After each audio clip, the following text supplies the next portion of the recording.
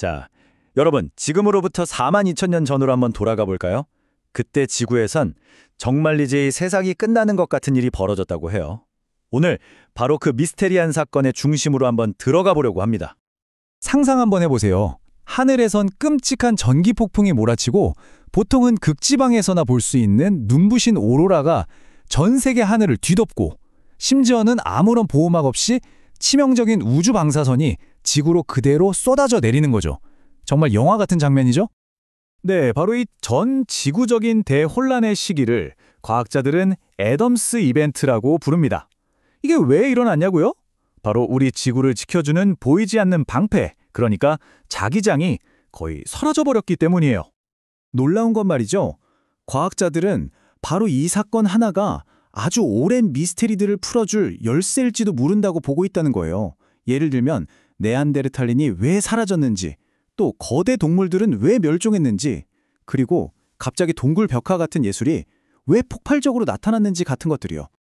아니 근데 4만 년도 더 된 일을 대체 어떻게 알아냈을까요? 그쵸?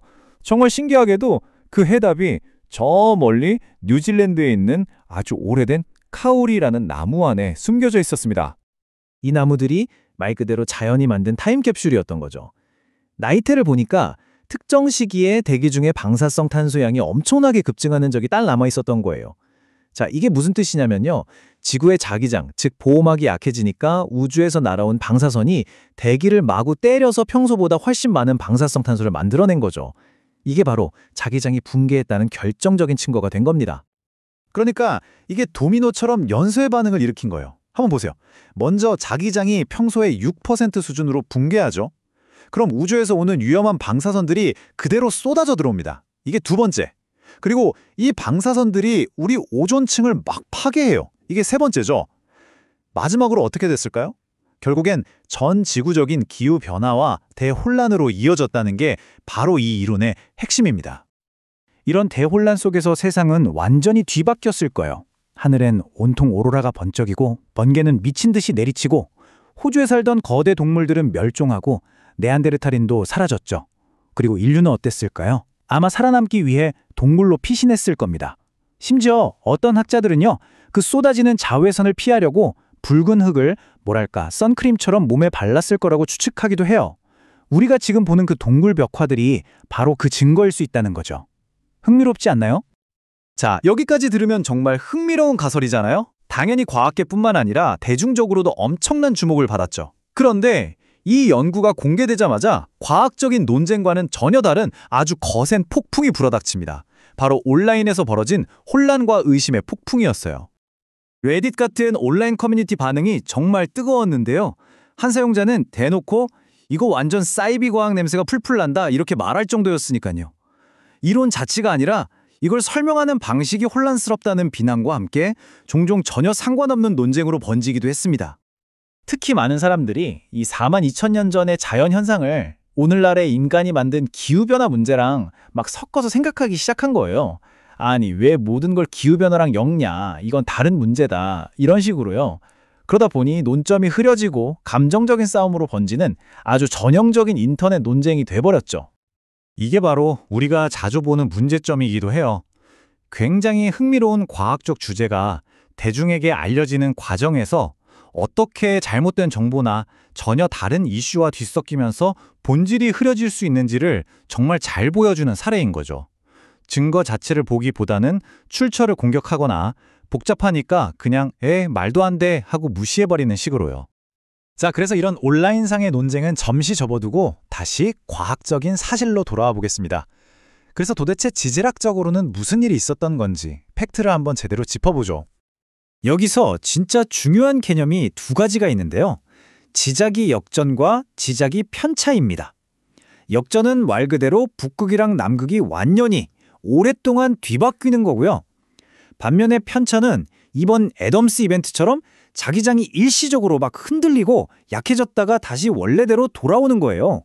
그러니까 나침반이 영원히 반대쪽을 가리키는 게 아니라 잠시 방향을 잃고 헤매다가 제자리를 찾는 거죠. 이 둘은 완전히 다른 현상이고 이걸 구분하는 게 정말 중요합니다. 이게 얼마나 드문 일이냐면요. 지구가 완전한 역전을 겪었던 게 무려 78만 년 전입니다. 78만 년이요. 그러니까 정말 어마어마하게 드문 현상이라는 거죠. 물론 애덤스 이벤트가 네안데르탈인 멸종 같은 사건에 영향을 줬을 거라는 가설은 정말 흥미롭습니다. 하지만 더 넓은 과학계의 공식적인 입장은 좀 달라요. 미국 지질조사국 같은 곳에서는 화석 기록을 아무리 샅샅이 뒤져봐도 자기장이 완전히 뒤집히는 역전과 생물들의 대량 멸종 사이에 뚜렷한 연관성은 찾을 수 없었다고 말합니다.